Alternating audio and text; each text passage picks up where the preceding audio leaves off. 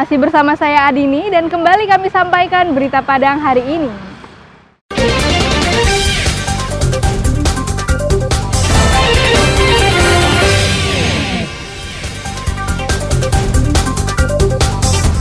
Pelatihan calon tenaga kerja di Balai Pelatihan Vokasi dan Produktivitas Padang.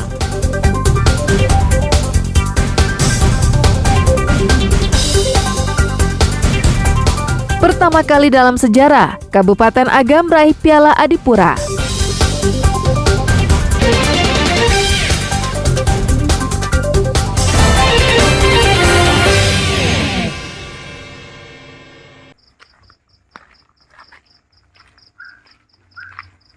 Polisi berpakaian bebas mendatangi rumah di kawasan Tanjung Ampalu, Sejunjung, pada Jumat malam pekan lalu. Di rumah ini, seorang pria, RK, yang bersembunyi di rumah orang tuanya, ditangkap polisi karena telah mencabuli anak kandungnya yang berusia 8 tahun. Dalam pemeriksaan terungkap, perbuatan tersebut dilakukan ayah bejat karena sudah lama berpisah dengan istrinya. Pelaku ditangkap bersama barang bukti 1 lembar baju korban dan uang tunai Rp60.000. Kasus ini terungkap karena ibu korban geram mendengar laporan anak kandungnya. Adapun yang dilakukan oleh pelaku adalah mensetujui anak kandungnya sendiri yang berumur 8 tahun. Setelah diantar, nenek dari korban curiga, terus memeriksa anak tersebut kelaminnya dalam keadaan berdarah sehingga melapor ke Polres Sejunjung. Pelaku dijerat dengan Undang-Undang Nomor 35 Tahun 2014 tentang perlindungan anak dengan ancaman hukuman 15 tahun penjara. Eko Pangestu melaporkan dari Sejunjung.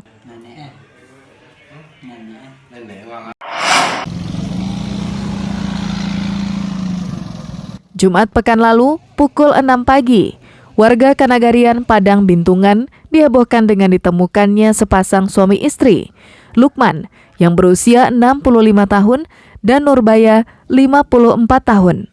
Suami istri di daerah Padang Bintungan, Kecamatan Nansabaris, Kabupaten Padang Pariaman ditemukan tewas di rumahnya. Istri ditemukan di kamar dalam kondisi luka lebam, sementara suaminya ditemukan di belakang rumah dalam keadaan tergantung. Polisi masih mendalami kasus tersebut karena di dalam rumah itu ada menantu dan anaknya. Polisi melakukan olah TKP untuk mengetahui penyebab kematian pasangan suami istri tersebut.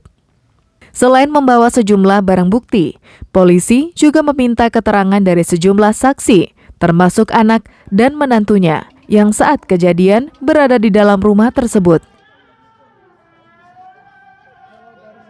Bahwa telah ditemukan 2 jenazah, di mana 2 jenazah ini statusnya suami istri, di mana si istri berada di dalam kamar dan suaminya berada di luar di belakang rumah di pondok dalam keadaan lehernya terikat. Jadi sudah kami laksanakan olah TKP. Jadi untuk olah TKP sementara yang kita temukan memang ada beberapa kejanggalan, hanya mungkin kami dari Satreskrim Polres Padang Pariaman masih mendalami itu. Hingga Minggu sore, Satreskrim Polres Padang Pariaman masih menunggu hasil otopsi korban di rumah sakit guna mengungkap penyebabnya. Eki Rafki melaporkan dari Padang Pariaman.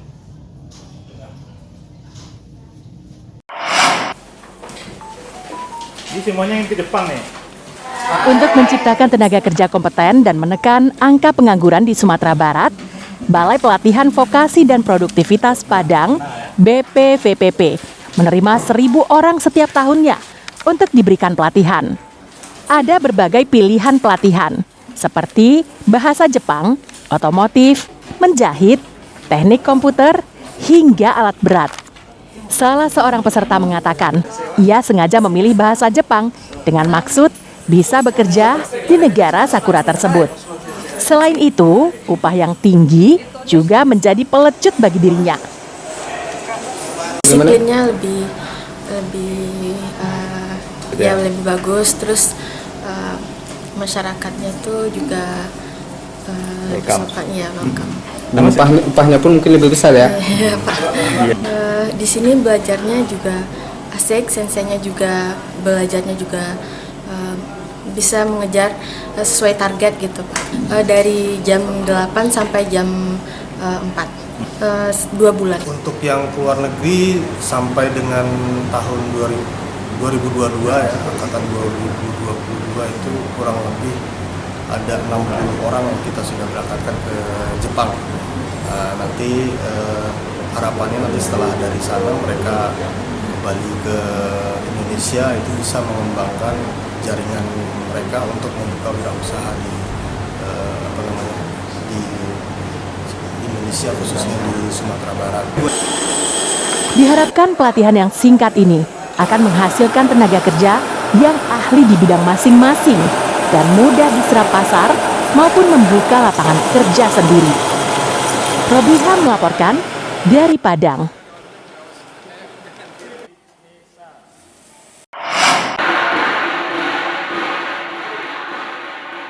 Pertama kali dalam sejarah, Kabupaten Agam mendapat Piala Adipura sebagai kabupaten terbersih. Itu sebabnya ribuan pelajar dan masyarakat tumpah ruah ke jalan untuk melihat langsung arak-arakan rombongan pemerintah kabupaten yang membawa Piala Adipura. Adipura ini diperoleh pertama kalinya sejak ibu kota Kabupaten Agam dipindahkan dari Bukit Tinggi ke Lubuk Basung pada tahun 1993. Keberhasilan tersebut disambut hangat oleh pemerintah, DPRD, tokoh masyarakat, pasukan oranye, pelajar, dan masyarakat. Piala Adipura diarak dari Bandara Internasional Minangkabau hingga kantor Bupati Agam.